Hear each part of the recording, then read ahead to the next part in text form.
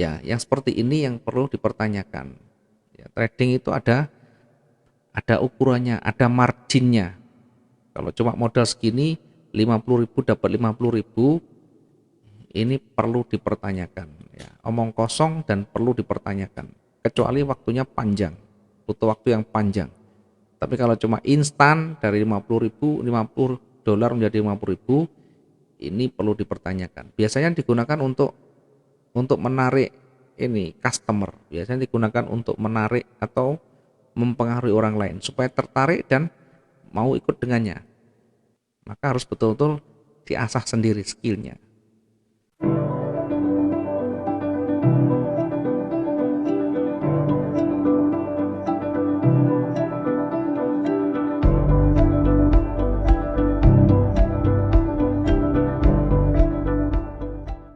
Bagaimana caranya?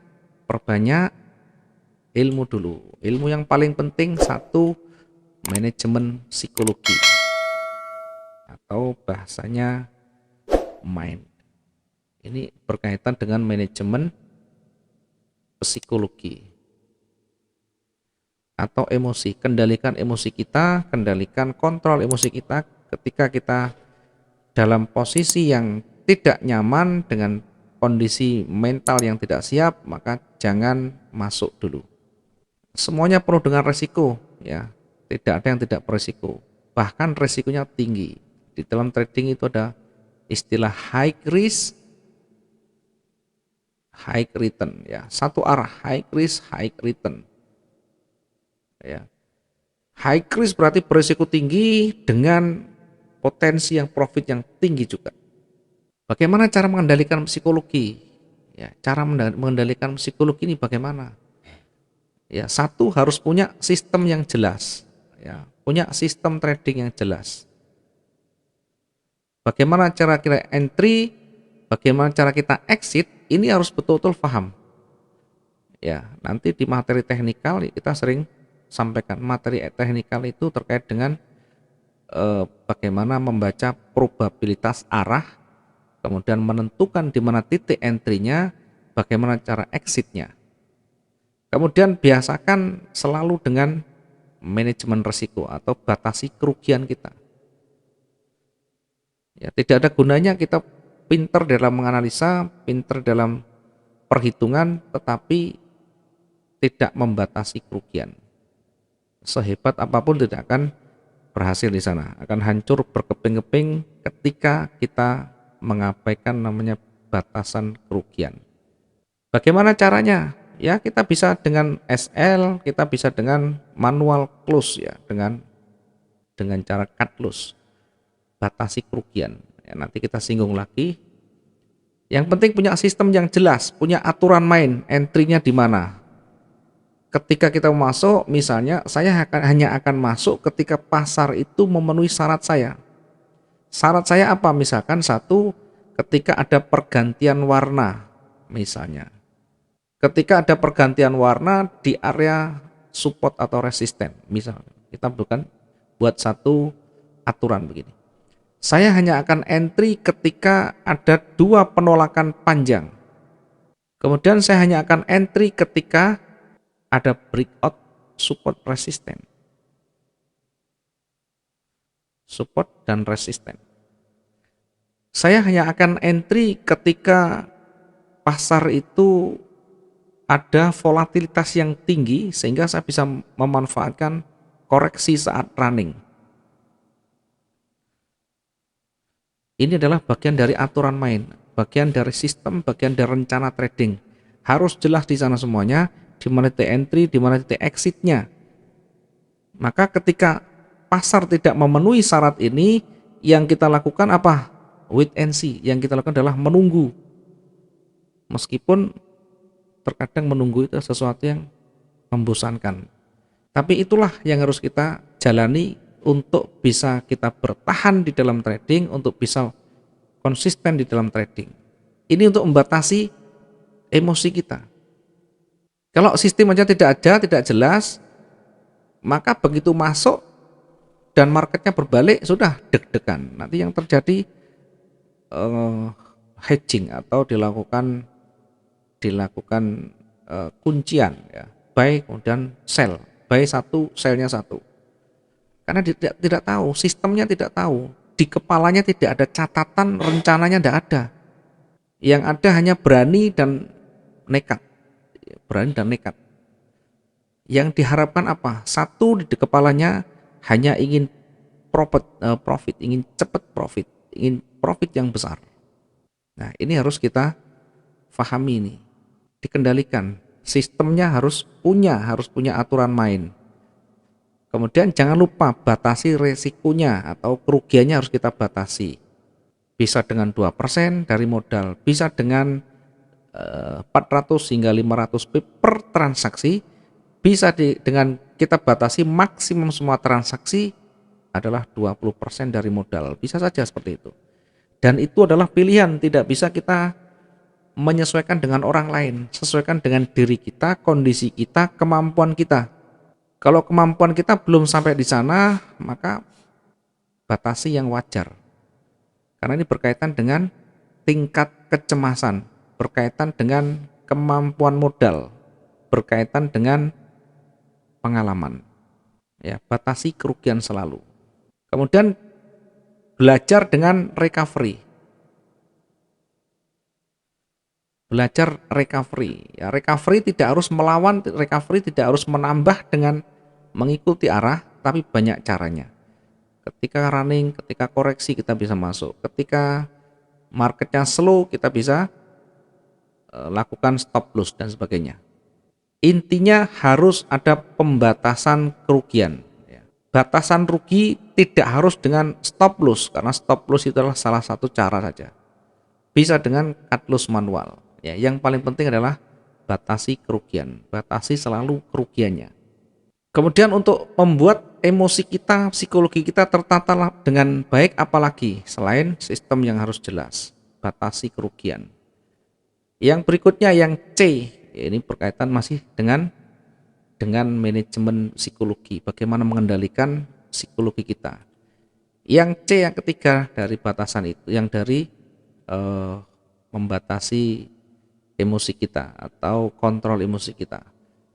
Berikutnya adalah tentukan target yang realistis. Ini yang paling penting, target realistis. Apa itu realistis? Yang wajar, masuk akal. Memang di dalam trading itu potensinya ada semua. Bahkan kita satu hari profit 100% potensi, 200% potensi, 500% potensi, bahkan 1000% potensi. Tetapi ini semua kalau kita terapkan, maka tingkat bangkrutnya, tingkat jatuhnya akan sangat-sangat tinggi. Dan saya jamin dalam model-model seperti ini akan menghabiskan harta benda kita, Ya, kalau tidak percaya silakan dicoba. Dengan target profit 100%, 200%, 500%, 1000%. Potensi tetap ada, tetapi begitu salah, maka bisa habis. Sampai kapan kita kuat dengan model seperti ini, tentu akan sulit kita bertahan lama. Trading itu ada istilah margin. Margin itu adalah jaminan. Ada jaminan yang harus kita berikan. Harus ibaratnya ada jaminan yang harus kita sisihkan untuk kita bisa bertahan di situ. Beda dengan kita pembeli yang fisik ya. Kita beli emas 1 kilo, kemudian harganya anjlok, kita simpan aja di berangkas. Beda dengan kita menggunakan spot. Trading dengan spot itu ada marginnya, sehingga tidak bisa kita yang ugal-ugalan, tidak bisa kita yang tidak realistis, tidak bisa. Maka tentukan target itu yang realistis. Nah, target yang realistis itu berapa? Ya, target yang realistis itu sesuai kemampuan kita sebenarnya. Skill kita seperti apa? Kita belum pernah pengalaman, tidak punya jam terbang yang tinggi, minta satu hari 20%. Mimpi itu nanti. Apakah Anda bisa? Bisa, tapi bertahan lamanya itu yang perlu dipertanyakan. Ya, sedangkan untuk mencari 0,5 sampai 1% ini aja untuk pemula berat kalau tidak menguasai. Ya, maka ketika kita belum mampu, ambil yang realistis, yang kecil aja, 0,51% ini kira-kira mampu ndak? Ya, ini kalau sudah kita hitung sebenarnya jauh lebih besar daripada investasi manapun. Kalau kita ngambil setengah persen, 1 bulan, 20 hari kerja, itu sudah 10%. Mana ada lembaga keuangan yang memberikan return 10% per bulannya. Yang ada investasi bodong. Ada. Dia memberikan 20%, 30% per bulan. 1 bulan dapat, 3 bulan dapat, 3 bulan dapat, bulan keempat nanti hilang. Ya. Maka ambil yang realistis. Kalau realistis itu ketika nanti kita floating masih mudah kita menyelesaikan, masih bisa kita realistis untuk melakukan recovery. Ya, kemampuan ketahanannya masih ada.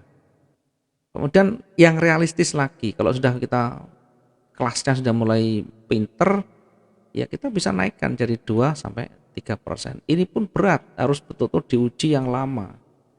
Dengan yang terbanyak adalah bagaimana recovery-nya. Recovery ini ada 3 cara. Bisa dengan pertama cut loss, ya. Jangan malas, jangan takut untuk cut loss. Biasanya cut loss di awal sangat jarang dilakukan karena sangat sayang, misalkan nanti kembali, tidak bisa mudah seperti itu.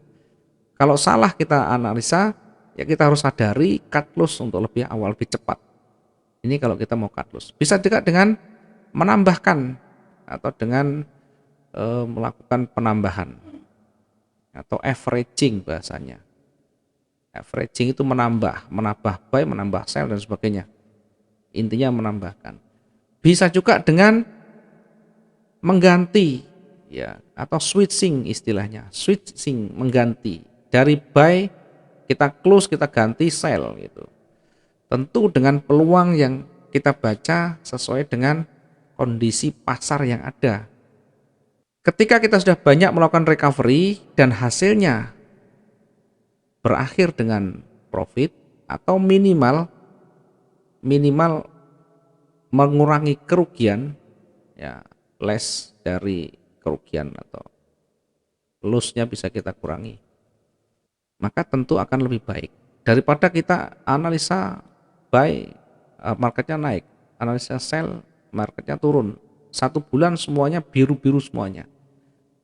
Dari pengalaman ini biasanya over confident atau kepercayaan yang berlebihan, merasa yang dianalisa tepat, merasa jago karena sudah diuji 1 bulan penuh profit semuanya.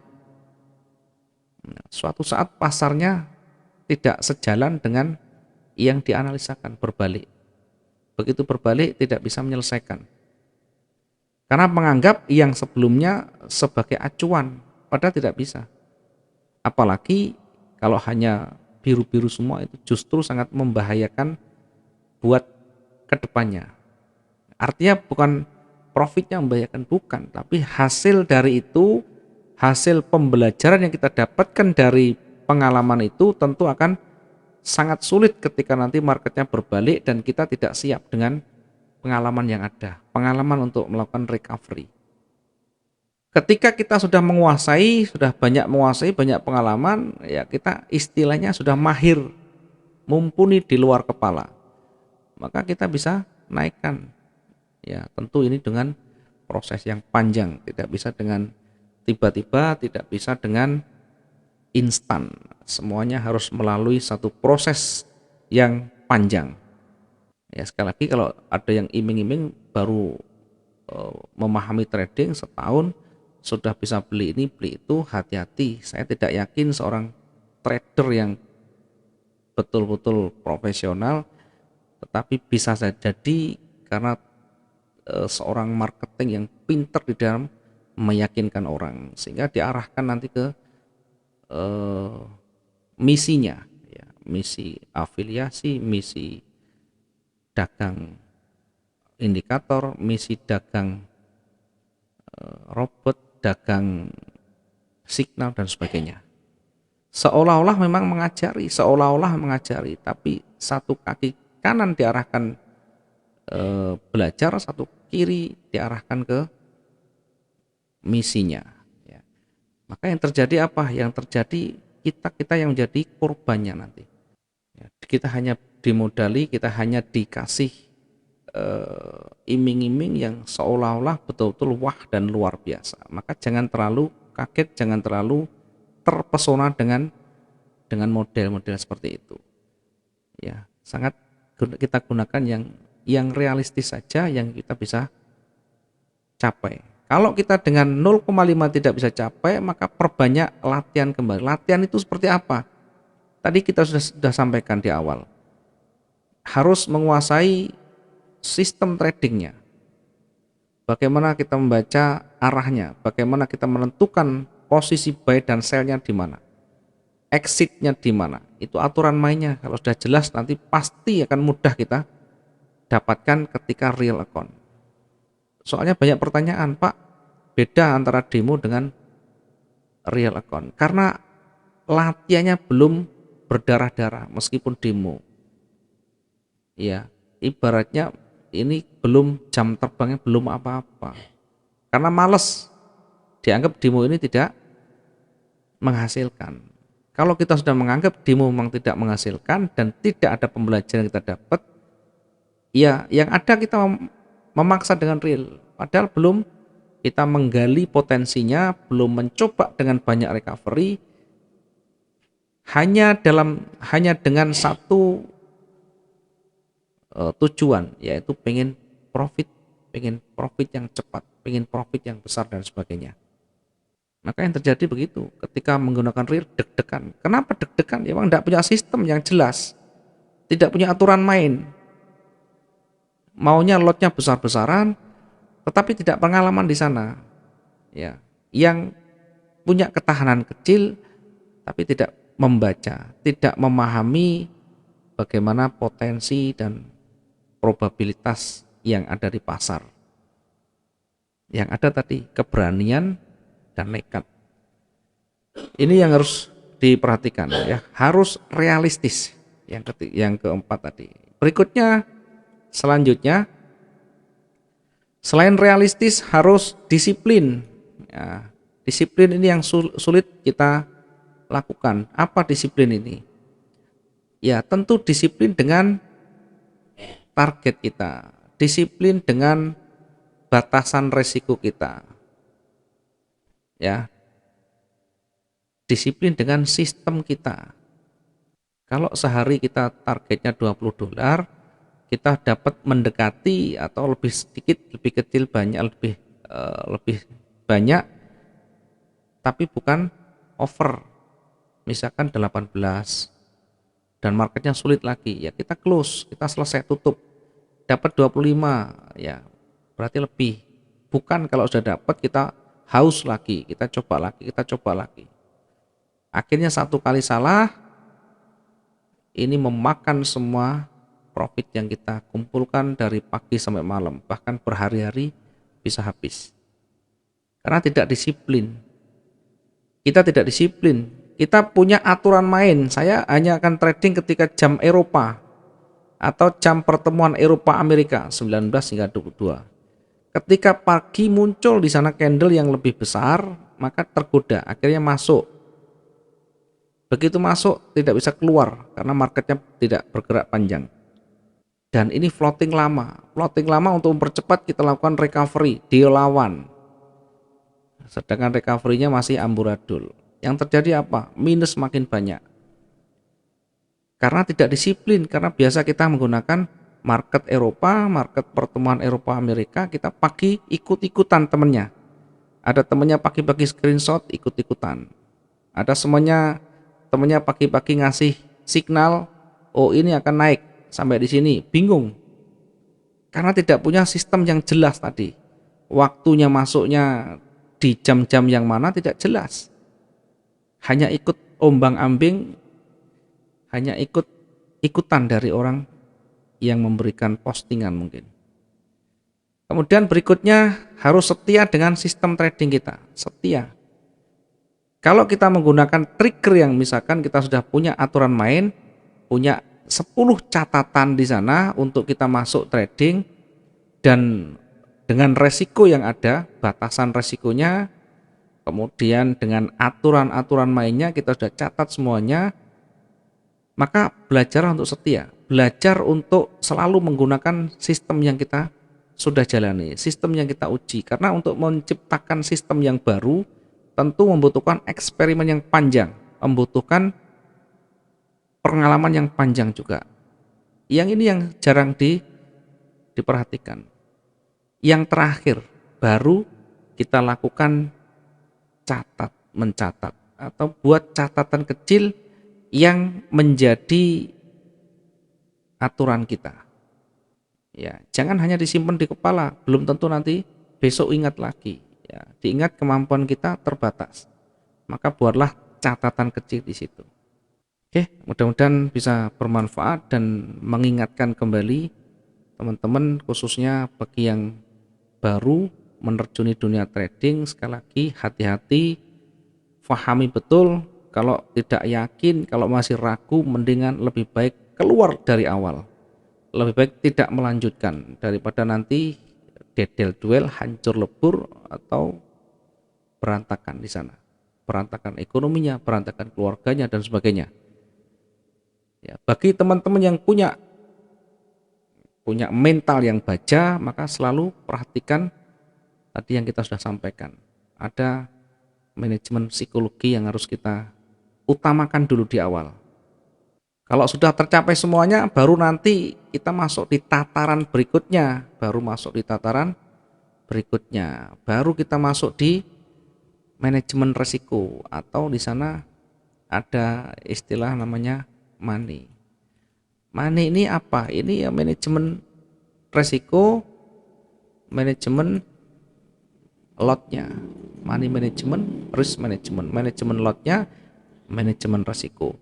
Bagaimana menentukan lot, bagaimana menentukan ketahanan, bagaimana membatasi kerugian. Tadi sudah kita singgung. Selagi ini tidak bisa kita menjaga, lot ini selalu ugal-ugalan, tidak bisa kita hitung ketahanannya, maka selama itu pula kita tidak akan bisa bertahan lama. Ada yang komentar, Pak, saya kan bisa bertahan lama dari sekarang. Ya bisa saja, kemungkinan itu ada, tapi kecil, dari sekian banyak itu kecil sekali. Kemudian ada enggak di situ murni trading, itu yang harus kita pertanyakan. Karena kalau sudah menggunakan lot yang ugal-ugalan, amburadul, ini berhasilnya bukan karena trading, bisa saja karena menarik orang, karena mengikutkan temannya pada afiliasi, mengikutkan temannya pada satu perusahaan broker dan sebagainya. Karena kalau sudah ugal-ugalan lotnya, tidak bisa dikendalikan, tidak bisa di recovery. Kalau lotnya sudah ekstra, ketahanan kecil itu tidak bisa. Kalau salah ya sudah habis pasti.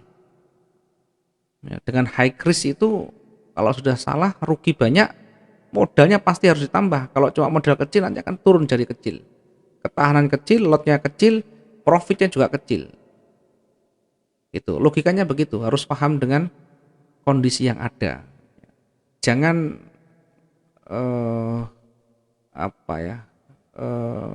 membodohi